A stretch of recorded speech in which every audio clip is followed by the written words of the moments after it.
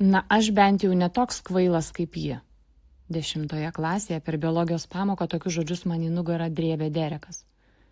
Derekas buvo 3 kart didesnis už kitus nerangius mūsų klasės 15-mečius. Visi jo bijojo.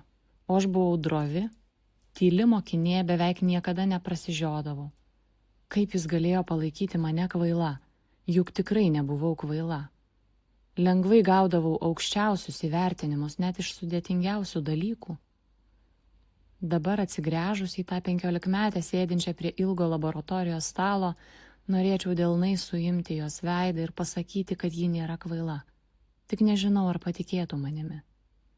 Nes vos per valandą po Dereko žodžių, kad ji yra kvaila, jos galvoje tuose mažyčiuose smegenų vingiuose spėjo išsirutulioti visa baudžiamoji byla prieš jos vertę, saugumą, intelektą ir potencialą. Ta byla suko kilpą po kilpos, dar visą 10-metį.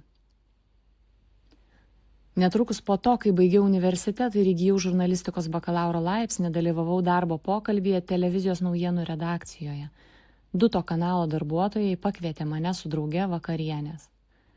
Jie nenorėjo kalbėti apie darbą, jiems rūpėjo mus pažinti. Suvokusi, kad jie mus kabina, pagalvojau, verslo pasaulyje vyrai niekada manęs nevertins rimtai, nes esu moteris. Ta mintis mane įtikino, kad būdama moteris versle neturiu ko pasiūlyti. Iškėliau baudžiamąją bylą savo išsilavinimui, pasirengimui ir gebėjimams. Bylą, kuri mane lydėjo dar daugelį metų. Su vyru pirmą kartą rimtai susipykome, kai buvau dar visai nesenai ištekėjusi. Jis mane ignoravo, o aš trenkiau durimis taip, kad net sienos sudrebėjo. Jis greitai viską pamiršo, o aš nesilioviau mintyse kartojusi, jis iš tikrųjų manęs nemyli. Mano protas ėmė dėlioti baudžiamąją bylą mūsų santuokai.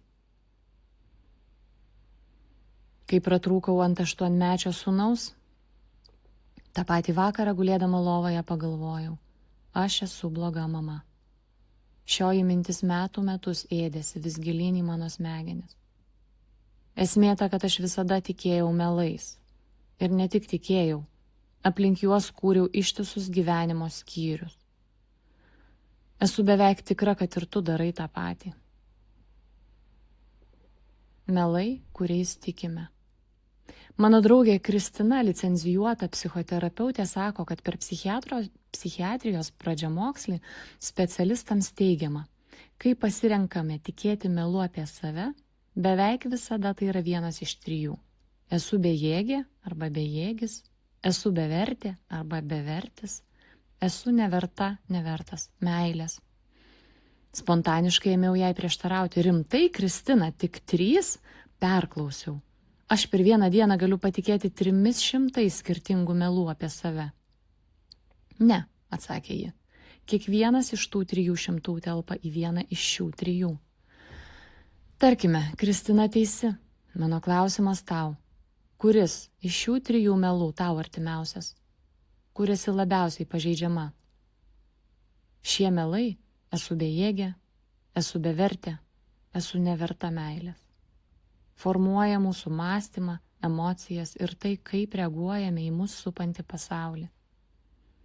Jie įkalina mus išsiblaškymo, iškreipto pasaulėvaizdžio ir kančios cikle, bei trukdo atpažinti tiesą, kurią iš tiesų norėtume tikėti. Ir turėtume tikėti. O blogiausia, jie keičia mūsų Dievo suvokimą. Kiekvienas melas apie save, kuriuo patikime, kyla iš to, kaip matome Dievą. Tarkime, dažnai jaučiuosi bevertė ir nematoma. Ir, tarkime, skaitydama laišką Efeziečiams sužinau, kad Dievas iš didelės meilės man pasirenka mane ir priima kaip savo vaiką. Net jei formaliai to neneigiu, vis tiek giliai širdyje suabejoju, ar tai apie mane. Pritariamai linkteliu tiesai, bet iki galo jos neįsileidžiu. Neleidžiu jai formuoti savo tapatybės. O dar, tarkime, esu ištekėjusi už vyro, kuris daug dirba ir rodo man mažai dėmesio. Nesijaučiu matoma santuokoje ir tai tik dar labiau sustiprina mano įsišaknijusią baimę, kad esu bevertė ir nematoma. Tad net menkiausio konflikto metu Net kai vyras būna tiesiog atsiribojęs ar nekalbus, mane užplūsta nerimo banga ir įtraukia melų spiralę. Prarandu gebėjimą matyti, ką jis išgyvena, nebejaučiu empatijos jo sunkumams, o mano poreikiai ima viršyti bet kokią jo galimybę juos atliepti. Netrukus mes jau kone nuolat kivirčijamės, patys nebesuprasdami dėl ko. Mano galvoje vyras tampa priešu. Jis niekada negali pasakyti, ko man reikia, ar būti tuo, kuo noriu, kad būtų. Taip mano minčių spiralė ima griauti santykius, atimdama iš manęs džiaugsmą ir ramybę. Joks žmogus nesugebės pripildyti mūsų sielų ar palaikyti mūsų savivertės. Tik Dievas tai gali. Tačiau kol neatmesiu melo, kad nesu verta Dievo meilės, mano emocijos, sprendimai, poelgiai ir santykiai bus veikiami klaidingo įsitikinimo, kad esu bevertė.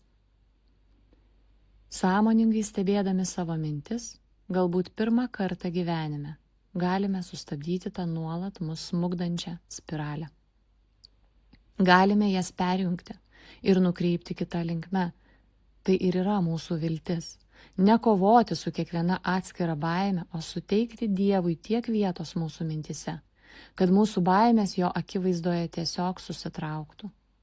Man labai patinka A.W. Tozerio citata. Jei Dievas yra išaukštinamas, tai iškart išsprendžia 1000 mažų problemų. Stoju į eilę.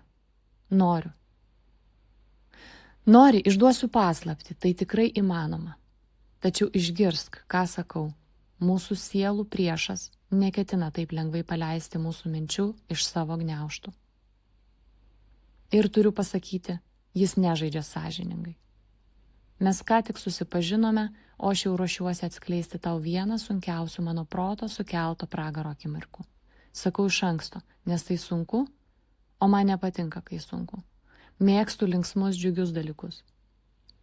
Tačiau jei nenusivesiu tavęs su savimi į tamsą, gali nepatikėti, kai sakysiu, kad verta nerti į savo minčių užkaborius, tikint, kad Dievas gali suteikti gyvenimą ir ramybę. Žinau, kad tai įmanoma, perkeisti savo mintis, o kartu su jomis ir gyvenimą. Žinau, nes taip nutiko man.